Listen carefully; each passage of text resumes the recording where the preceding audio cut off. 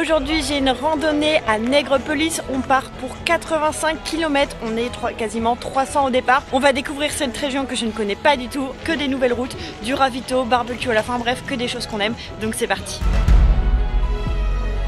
C'est avec un magnifique lever de soleil qu'on se dirige avec Quentin vers le départ de la rando. On pensait être en avance, mais clairement on n'est pas les premiers à être arrivés, alors on se dépêche à aller chercher nos dossards. Bonjour, c'est pour le dossard, c'est Rochard Noémie. Tenez. Merci beaucoup. J'avale en vitesse une chocolatine et pas un pain au chocolat, ici c'est bien chocolatine. J'attache ma plaque de 4 sur mon vélo et je mets la trace sur mon compteur Coros. Le soleil est bien présent ce matin, ça annonce une belle journée, alors je me place directement en première ligne avec les filles de l'ADN Occitanie. C'est parti! Sous le soleil, ça change de Nantes. Donc du coup j'ai mis le cuissard court. Les 8 premiers kilomètres vont plutôt être tranquilles. On est plus de 300 à partir et on va former un énorme peloton encadré bien évidemment avec des motos et des voitures. Ça roule vite, ça remonte beaucoup à l'avant et si j'avais su ce qui m'attendait après, je pense que je serais remontée aussi. Mais en tout cas pour l'instant tout va encore bien, on profite de ce départ pour se mettre tranquillement en jambes. Et c'est à partir du 9e kilomètre que tout va commencer à se pimenter. J'ai fait une grosse erreur, j'ai pas du tout regardé le parcours avant de partir. Et là, en fait, c'est le début d'une côte qui va durer 3 km. Je suis plutôt en milieu de paquet, je sais pas comment ça se comporte à l'avant, mais de ce qu'on m'a dit, des retours que j'ai eu, c'est que ça roule comme des fous. Il y a des élites qui sont là, donc clairement, eux, ils sont pas venus là pour faire une rando, ils sont clairement venus pour faire la course, donc ils roulent comme des malades, ce qui fait que ça accélère le rythme de tout le monde. Et là, bah, on est dans une côte. Ça va faire mal, moi je suis dans l'ignorance, je sais pas du tout ce qui m'attend, donc du coup je suis le rythme, mais très vite mon cœur il va augmenter jusqu'à arriver à plus de 190 et j'ai pas envie de décrocher quoi, je suis là pour être en rando, je suis là pour être avec des gens et j'ai pas du tout envie de me retrouver toute seule dans la pampa derrière, alors je m'accroche et j'essaye de tenir le rythme. Voilà déjà 500 mètres que je suis à plus de 195 BPM et il y a Julie, vous l'avez entendu, une fille de la DN Occitanie qui me propose de prendre sa roue pour tenter de me sauver. Alors je vais tenter de m'accrocher, je me dis que c'est plus simple si vraiment je me concentre plus que sur elle et que je me dis qu'il faut absolument que je tienne, mais j'ai pas du tout conscience à quel point cette côte va être longue et elle va être fatale pour moi. Et c'est donc 2 km plus tard que je décide de couper mon effort, enfin en fait je décide de tout couper puisque j'ai tout donné et qu'il reste encore 70 km à faire et je laisse le groupe de tête m'échapper.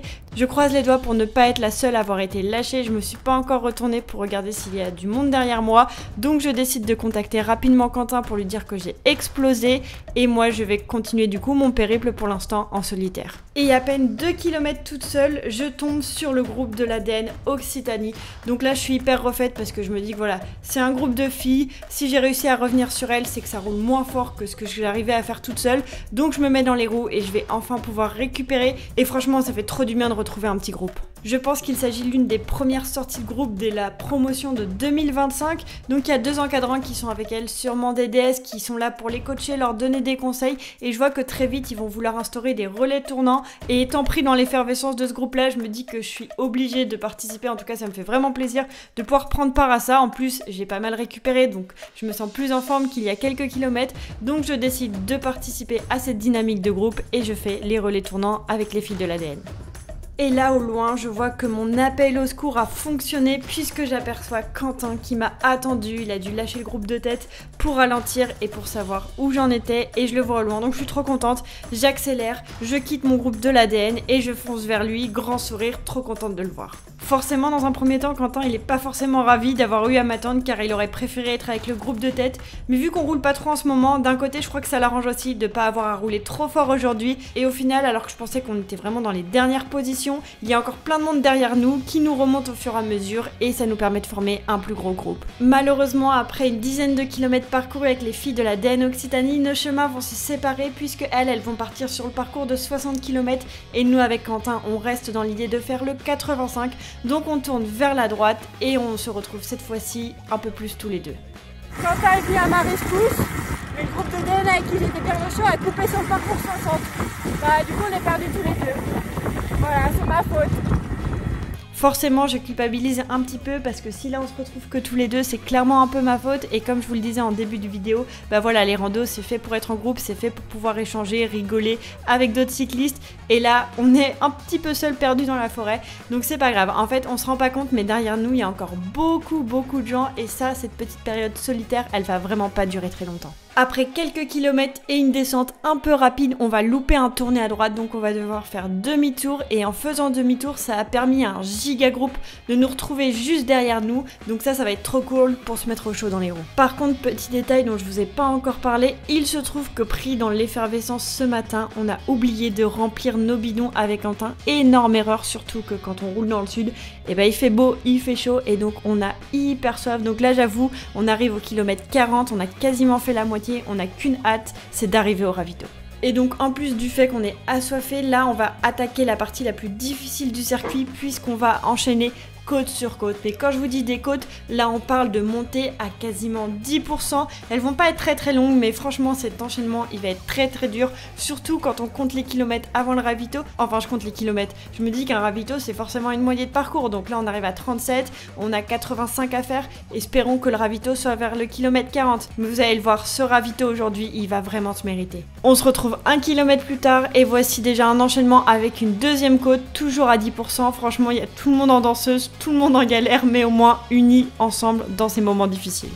Nous voici au kilomètre 41. On nous avait dit que le ravito c'était dans un village mignon et là on arrive dans un village un peu atypique, alors je suis sûre que c'est dans celui-ci. Je vais vraiment espérer que cette fois-ci c'est bon, on est à la moitié du parcours, mais pas du tout.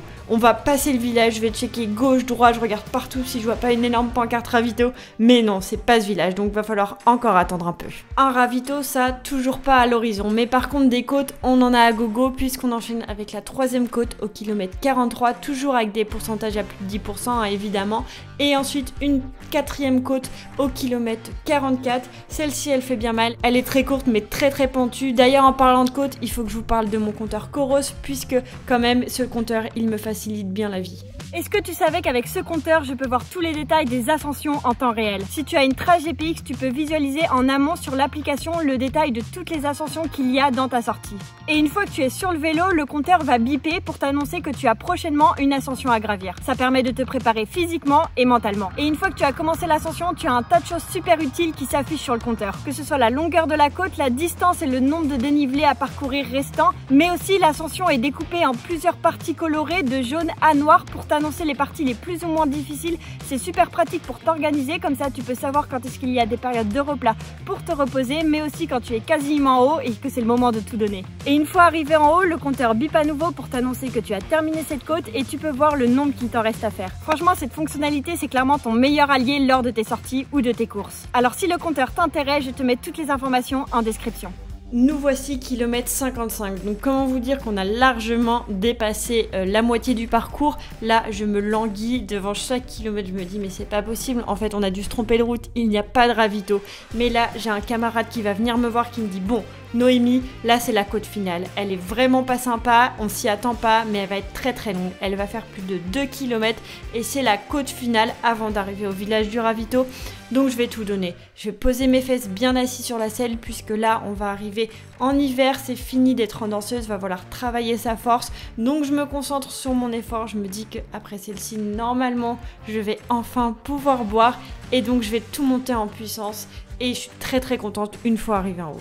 Et qui dit longue montée forcément dit longue descente et au loin je vais enfin apercevoir un beau village atypique perché en hauteur, donc ça y est je suis convaincue, on y est, ceci est le village du ravito.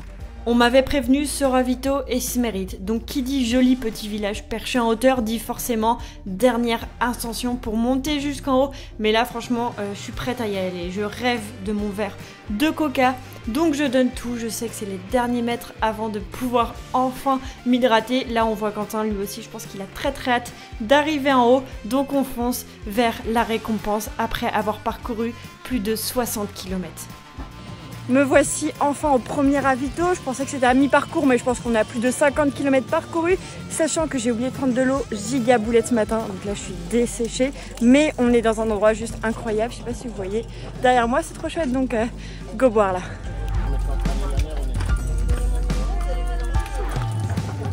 Et forcément, après 60 km complètement déshydraté, je ne fais pas l'erreur de fois et je remplis mes bidons avant de repartir. L'avantage d'un ravito qui est pas en milieu de parcours, c'est qu'une fois qu'on repart, en fait, il nous reste pas grand chose. Donc là, il nous reste 25 km. 25 km qui vont passer très rapidement car on est en full descente et qu'on est reparti avec un groupe. Et là, je peux vous dire que ça va vraiment embrayer très fort. Et vu que j'ai un peu saboté la première partie de la rando, je tiens vraiment à pas du tout lâcher un groupe. Et c'est là que je vais vraiment me sentir dans une course. On est dans un peloton, ça roule fort, Quentin est pas très loin de moi et j'ai pas le droit de lâcher. Donc j'essaye de vraiment bien tenir les roues pour aller jusqu'au bout avec ce groupe. Attaque de Figarol. Là c'est sûr, il y en a qui n'est pas venu pour acheter du terrain. On rentre dans les 10 derniers kilomètres de la randonnée, je suis dans un groupe composé exclusivement de garçons, donc là ça va clairement commencer à se tirer la bourre, déjà que ça roulait quand même plutôt vite, on peut le voir à mon cœur, je suis à 190, mais là on va encore passer un gap. Et alors qu'on est dans cette côte à 5% et que je m'accroche déjà difficilement dans les roues, je vois Quentin qui se retourne et qui en met une deuxième couche dans cette montée avec ce coureur là. Et là bon, depuis le départ normalement ça aurait dû être une rando, ça aurait dû être tranquille, chill et ça n'a pas du tout été le cas pour moi. Donc perdu pour perdu, je décide de suivre l'attaque et je me mets complètement à bloc dans l'objectif de revenir sur eux. Et ça m'aura pris pas mal de temps et pas mal d'énergie, ces petits filous ils avaient vraiment appuyé très fort et ils m'avaient énormément devancé, donc c'est toute souriante que je double Quentin pour lui montrer que j'ai suivi. Et après il m'a avoué qu'il s'attendait pas à ce que je sois là, il s'attendait pas à ce que je sois revenu aussi vite, donc il va prendre ma roue et là on va partir pour une descente dans laquelle on est à fond et je vais me faire un petit peu peur en bas de cette descente, j'avais pas vu que ça tournait en temps, donc je me fais un petit peu embarquer mais je panique pas, je freine progressivement et j'arrive quand même à me sortir de cette situation. Et puis après ça, il nous reste maintenant moins de 3 km, on est sur la dernière ligne droite, on est sur du plat, donc là pareil ça envoie, on roule à plus de 40 km à l'heure. Moi je suis dans un petit peloton qui est mené par Quentin, devant nous on a quelques cyclistes qui sont là, et malheureusement alors qu'on est quasiment arrivé, il va y avoir une petite chute entre deux cyclistes, donc là vu que j'ai vraiment été témoin du truc, je décide de m'arrêter et de voir ce que je peux faire pour aider. Vive, je m'arrête. Non, j'ai rien, d'accord. Jodé, ça va? Ok, j'appelle les pompiers. Je décide donc d'appeler les pompiers parce qu'on a quand même un des deux cyclistes qui est dans le fossé et qui a pas l'air d'aller très bien, donc voilà, c'est quand même chiant comme événement, surtout quand ça arrive à 3 km de la fin, mais je vous montre ça pour vous faire de la prévention et que même si on est en rando, soyez toujours très vigilants, même quand on pense qu'on est arrivé, voilà, il faut toujours rester le plus lucide possible, il faut toujours rester sur ses gardes et garder un petit peu ses distances parce que voilà, on est en rando, on est là pour se faire plaisir, donc c'est dommage quand ça se finit comme ça. En tout cas avec Quentin on reprend la route après avoir appelé les pompiers. De toute façon il nous restait que 3 km à faire, ça nous permet voilà au moins de décharger tout ce qui vient de se passer et on rejoint enfin le lieu d'arrivée et on va pouvoir profiter du barbecue. Maintenant c'est l'heure du barbecue. La saucisse de Toulouse. On va manger la saucisse. Bonjour. Moi ce sera mayo ketchup s'il vous plaît. Mayo ketchup. Plus de ketchup que de mayo. Hop. Merci beaucoup. Merci à vous. Oui.